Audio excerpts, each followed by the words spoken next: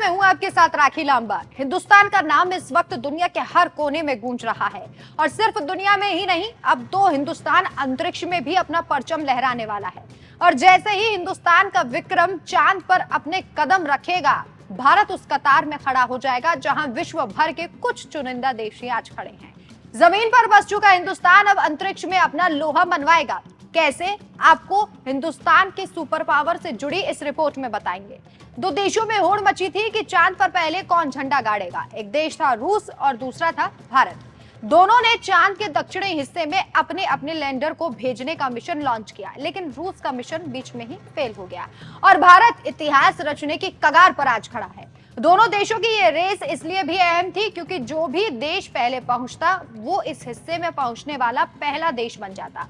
लेकिन रूस रेस से बाहर हो चुका है और अब दुनिया की नजरें हिंदुस्तान की तरफ टकटकी लगाकर देख रही हैं। चंद्रयान 3 की कामयाबी भारत को अंतरिक्ष में सुपर पावर के रूप में स्थापित कर देगी।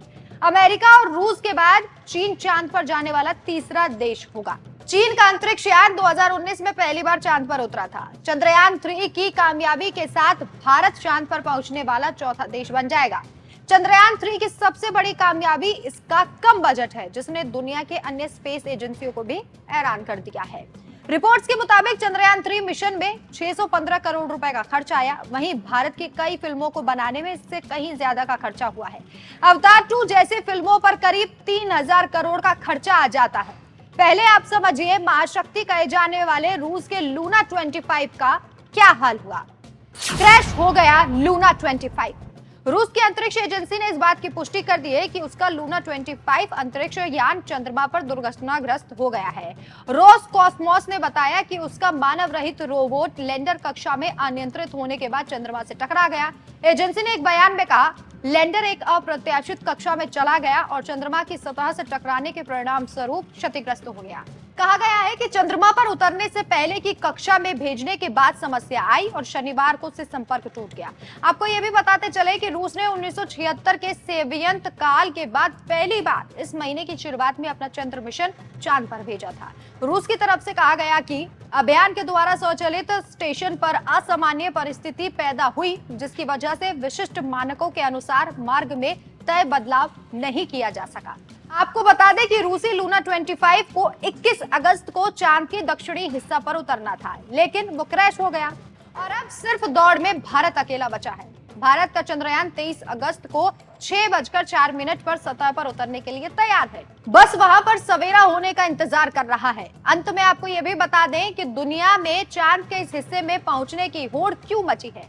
वैज्ञानिकों का ऐसा मानना है कि चांद के इस हिस्से में जो गड्ढे बने हैं वो हमेशा अंधेरे में रहते हैं, तो उनमें पानी होने की उम्मीद जताई जा रही है और अगर यहाँ पानी मिलता है तो भविष्य में इस पानी का इस्तेमाल अंतरिक्ष यात्रियों के लिए किया जा सकता है। चंद्रमा के दक्षिणी ध्रुव से 650 किलोमीटर दूर जिस स्थान पर चंद्रयान पहुंचेगा, किसी भी अन्य चंद्र मिशन ने उस क्षेत्र का पता नहीं लगाया है। इस क्षेत्र का तापमान 0 से 230 डिग्री सेल्सियस से अधिक नीचे जा सकता है। इसरो के वैज्ञानिकों को मानना है कि दुनिया का कोई देश चांद के इस हिस्से तक नहीं पहुंचा है। ऐसे में चांद के इस हिस्से में कई अनकही कहानियां मिल सकती हैं। इस हिस्से से कई ऐसे सबूत मिल सकते हैं जिनकी आज तक थ्योरी भी अधूरी है। अगर यहाँ भारत खोज कर लेता है तो चांद के लिए जो मिशन लॉन्च किया जाएगा उनमें बहुत हद तक सफलता मिल सकती है और अगर खोज भारत करता है तो फिर अंतरिक्ष की दुनिया में भारत का कद बढ़ जाएगा और असल में भारत को सुपर पावर कहा जाएगा। आप हिंदुस्तान के इस सुनहरे भविष्य पर अपनी क्या राय रखते हैं, हमें कमेंट करके जरूर बताएं। नमस्कार।